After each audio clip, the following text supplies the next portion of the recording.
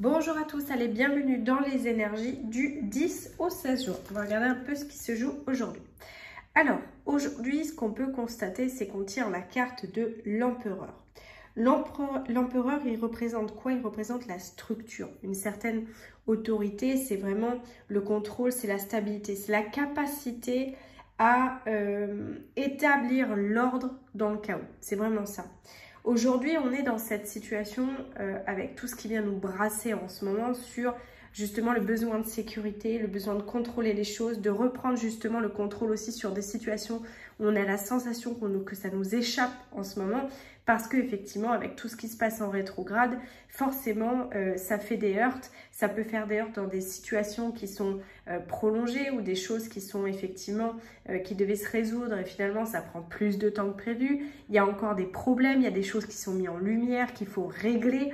Donc, il y a vraiment cette situation avec le 4, en plus le 4 qui nous demande de la structure, qui nous demande d'être focus sur des objectifs, qui nous demande vraiment de se remettre justement dans un certain tableau et de mettre aussi à certaines personnes dedans et de virer ce qui doit être viré, ce qui vient nous impacter directement.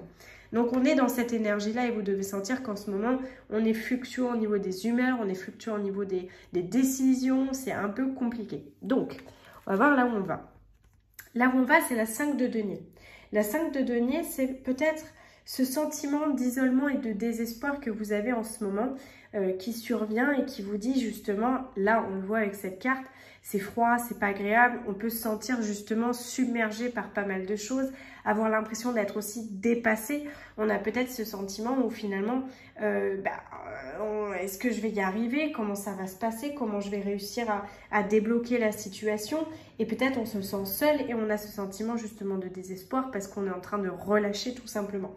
Ce qu'il faut voir là-dedans, c'est aussi une carte de perte. Vous pouvez avoir ressenti la notion de perte, que ce soit financièrement, matériellement ou avec une personne autour de vous.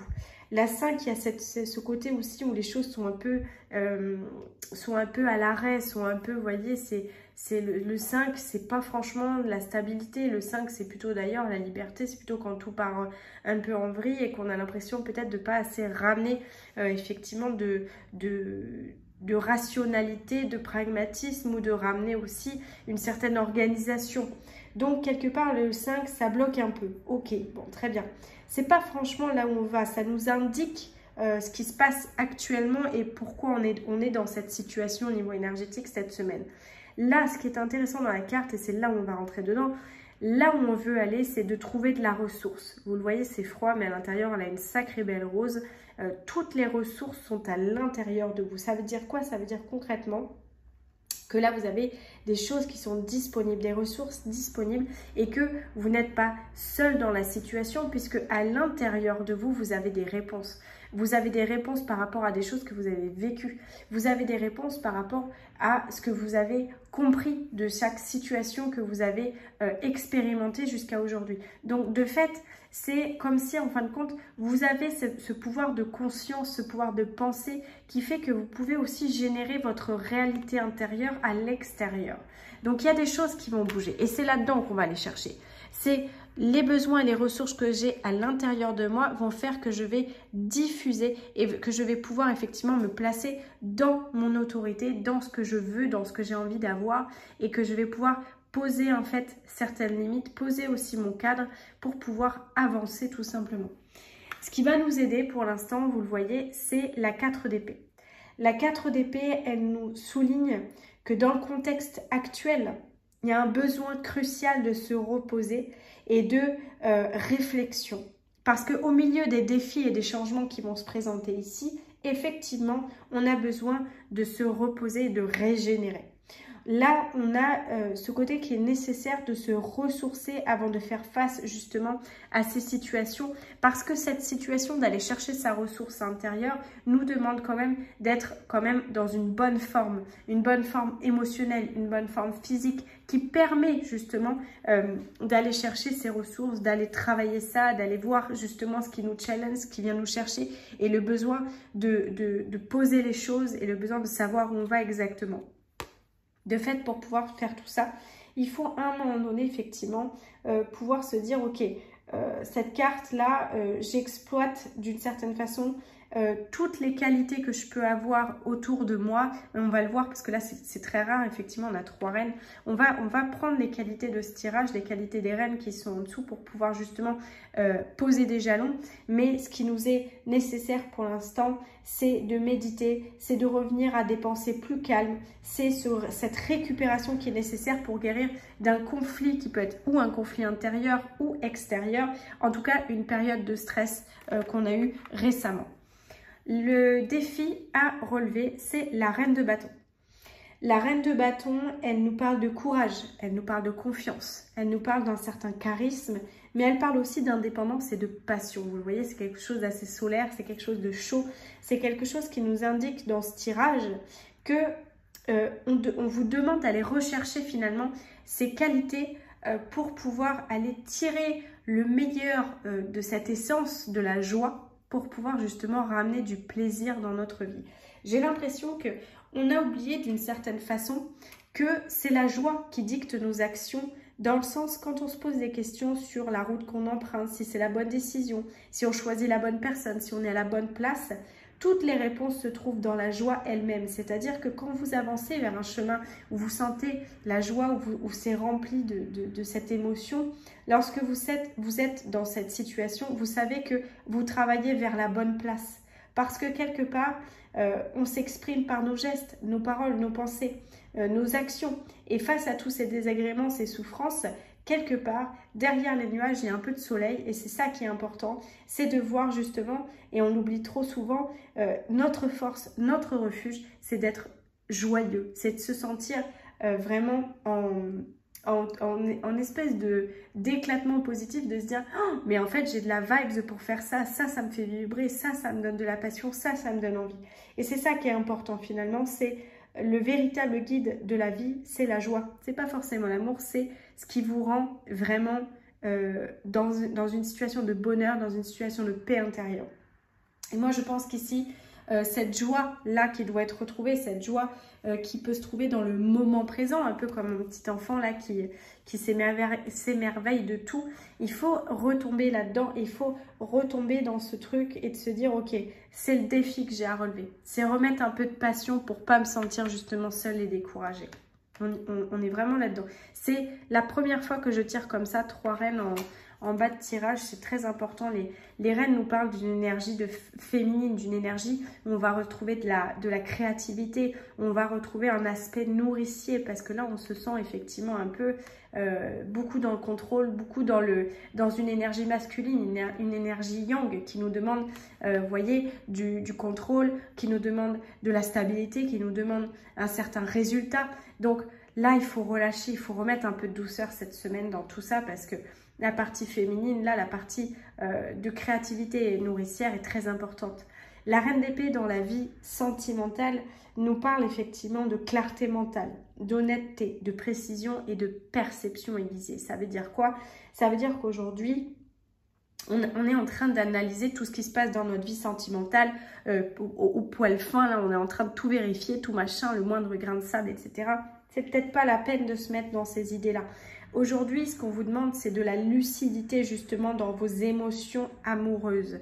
C'est d'accepter justement au-delà des illusions et de trouver une certaine réalité, une certaine congruence dans ce que vous êtes en train de mettre en place avec autrui. C'est vraiment d'aller voir à l'intérieur et de se dire, ok, qu'est-ce qui est bon pour moi ? Comment je vois les choses, quel est mon cadre, comment j'ai envie de me faire aimer. C'est toutes ces questions qui reviennent hein, parce qu'effectivement, on a ce côté où on a pris peut-être une distance là. Parce que la reine d'épée, il y a un aspect froideur. C'est comme si on s'était renfermé vers quelque chose parce que peut-être que c'est pas aussi optimal qu'on aimerait. C'est pas aussi, il y a peut-être pas aussi autant de passion, autant de répondants que ce que vous aimeriez.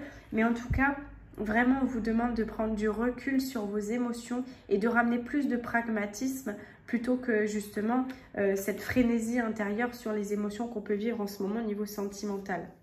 Au niveau professionnel, j'adore, on a la reine de denier. La reine de denier, elle nous dit par excellence, c'est une figure de générosité, de sécurité, c'est une figure de confort matériel. Donc c'est pas mal qu'elle tombe dans la vie professionnelle parce qu'elle nous demande de ramener peut-être un peu de pragmatisme et d'attention. C'est-à-dire que elle a souvent cette vision, comme je disais, de la mère nourricière, de celle qui va donner, de celle qui va mettre du miel en fait là où il y a des blessures. Et quelque part, dans la position du professionnel, elle nous indique qu'on a un besoin de se concentrer sur une stabilité matérielle, mais que cette stabilité matérielle ne peut venir aussi que d'une stabilité émotionnelle.